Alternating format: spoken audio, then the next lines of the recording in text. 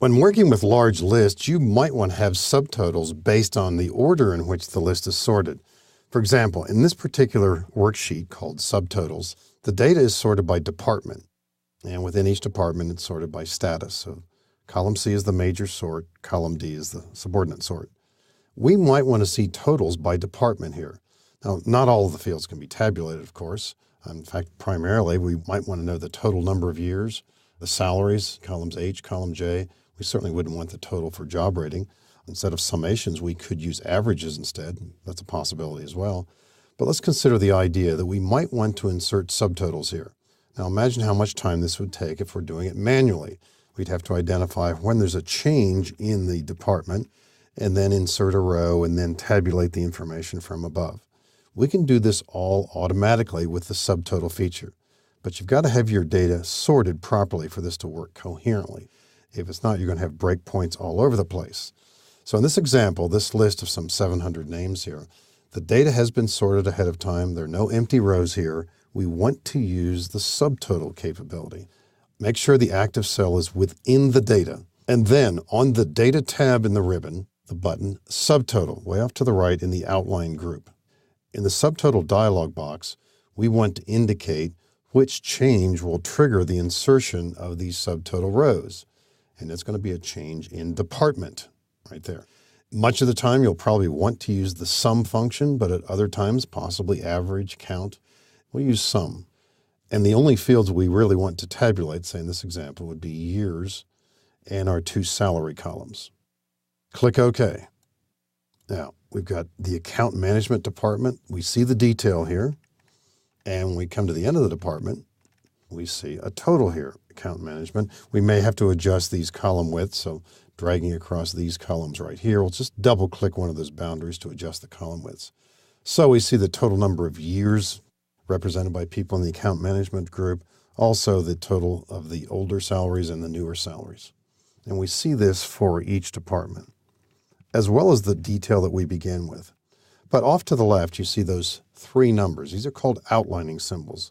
If we click the number 2, watch this list collapse.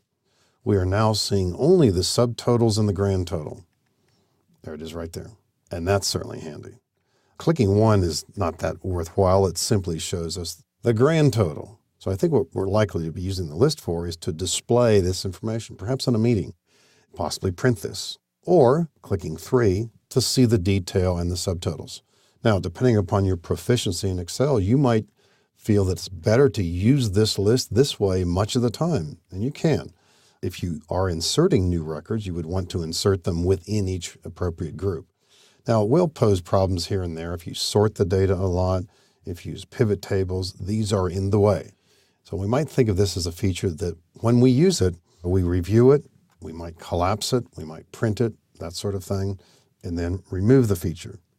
In this particular example, too, we do have a secondary sort. You don't always necessarily. We can also have subtotals within subtotals. In this account management department, for example, we've got a lot of contract people, full-time people, half-time, hourly. We might want subtotals by each of those categories as well. So we can click Subtotal again in the ribbon. And this time, every time there's a change in status. Now, you want to be careful if you are about to show a secondary level of subtotals, make sure that you do not replace the current subtotals, because we still want to see those. We'll click OK, and we're also about to see 4 outlining levels. And now, as we scroll downward within account management, we have a contract total, a full-time total, half-time, hourly. If we collapse this list by clicking the number 3, recognize we now have 4 outlining levels. Click the level 3, we then see we've got our complete set of subtotals, the 2 levels, as well as the grand total at the bottom. If we click the number 2, we'll only see the major set of subtotals, and 1, as before, just the grand total. Now, something that will surprise you, what if you wanted to copy this list right now? We don't have a new worksheet available, so I'll click this plus button at the bottom of the screen to add a new sheet, just a temporary one, just to the right of subtotals. All right, I'm going to highlight just this data here to copy it. Control-C, right-click copy, any of the ways that you might copy. go to that empty sheet and simply right-click and paste or Control-V, and probably not be satisfied with what I'm seeing here. Because what are we seeing? All of the data, not just what we saw on the screen. Now, if you're working outside of a filtered list, this is an exception to the rule, if you've got a list that has hidden rows and hidden columns, if you select that data and then copy-paste it, as I just did, all of the hidden data gets picked up as well. And so if you prefer not to have that data along with this, you'll have to choose just the visible cells. And this is one of Excel's little secrets, somewhat buried in the menu system. If we only want to choose the visible cells here to be copied and pasted, we'll go to the Home tab and then the extreme right button, Find and Select, go to Special, and Visible Cells Only. Click OK. And already there's a slight screen difference there. It looks like it's highlighting each of these rows individually. It is. We'll now do a copy, maybe Control-C this time. Now I think you have a better sense of what we're about to do. We're only going to be copying the visible rows.